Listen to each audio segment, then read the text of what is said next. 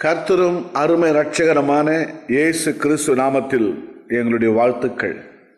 பிரியமானவர்களே, அருமையான ஒரு செய்தி. நம்மை மறக்காத தெய்வம்.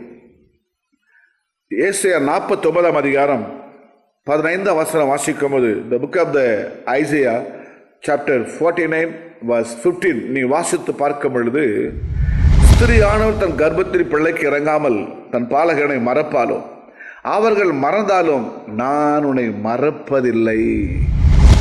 பிரியமானவர்களே, இந்த வசனத்திலிருந்து நாம் என்ன அறிந்து கொள்கிறோம்?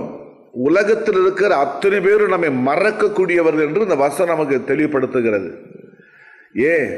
நம்முடைய உற்றார் மறப்பார்கள், உறவினர்கள் மறந்து விடுவார்கள், நண்பர்கள் மறந்து விடுவார்கள், க்ளோஸ் ஃப்ரெண்ட்ஸ் சொல்வார்கள், அவர்கள் மறந்து விடுவார்கள். ஆபத்தில் யாரும் வரமாட்டார்கள். சில சமயம் நம்ம பெற்ற தாய் கூட மறப்பார்கள், நம்முடைய தகப்பனும் மறப்பார்கள், நம்மோடு பிறந்த சகோதர சகோதரி எல்லாரும் மறப்பார்கள். இந்த உலகத்தில் நம்மை மறக்காத நினைக்கிற ஒரே ஒரு தெய்வம், அவர்தான் ஆண்டவராகிய இயேசு கிறிஸ்து. வானத்தை பூமியை உண்டாக்கின தேவனுடைய குமாரன் எனக்கு அன்பானவர்களே, நம்மை மறக்காதவர், நம்மை ஆசீர்வதிக்க விரும்புகிறவர், நம்மை உலக வாழ்க்கையிலிருந்து பிரித்தெடுத்து நம்ம பாதுகாத்து கொடுத்து நம்மை காப்பாற்றுகிற தெய்வம் எனக்கு அன்பானவர்களே. இந்த அருமையான வேளையில என்னை எல்லாரும் மறந்து விட்டார்கள், நான் என்ன செய்வது? ஆண்டவர் சொல்றாரு, ஸ்திரீ ஆனவர் தன் கர்ப்பத்தில் பிள்ளை இறங்காமல் தன் பாலகனை மறப்பாலோ? ஜஸ்ட் ஒரு கேள்விக்குறி. இமேஜின் பண்ணி பாருங்க. தாய் அவ்வளவு சீக்கிரம் மறக்க முடியாது. ஆனாலும் அவர்கள் மறந்தாலும் நான் உன்னை மறப்பதில்லை. ஆண்டவரோடு பேசுகிறார். என் மகனே, என் மகளே, நான் உன்னை மறக்கவில்லை. உனக்கு செய்ய வேண்டியதை சீக்கிரமாக செய்ய போகிறேன்.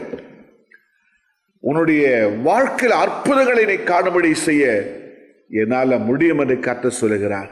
இந்த செய்தியை கேட்கிற அன்பான கர்த்தர் பிள்ளைகளே, உங்களுடைய தடைகளை நீக்கி உங்களை இயேசு மனதார உங்களை ஆசீர்வதிக்க விரும்புகிறார். கவலைப்பட வேண்டாம், நீ நினைக்க வேண்டாம், என்னை உலகம் மறந்து விட்டது, எல்லாரும் மறந்து விட்டார்கள். ஆனால் நீ நம்புகிற, நாம் தேடுகிற நம்முடைய ஆண்டவராக இயேசு சொல்லுகிறார், என் மகனே, என் மகளே, நான் உங்களை மறப்பதில்லை. என் உள்ள கைகளை உங்களை வரைந்து வைத்திருக்கிறேன்.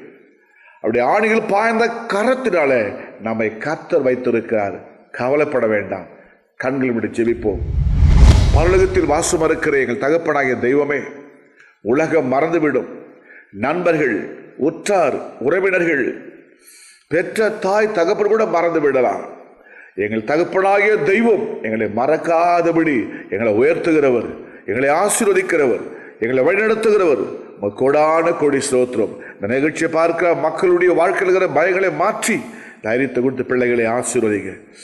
ரட்சகர் இயேசுவின் நாமத்தில் பிதாவே, ஆமென். கர்த்தர் உங்களை ஆசீர்வதிப்பார்.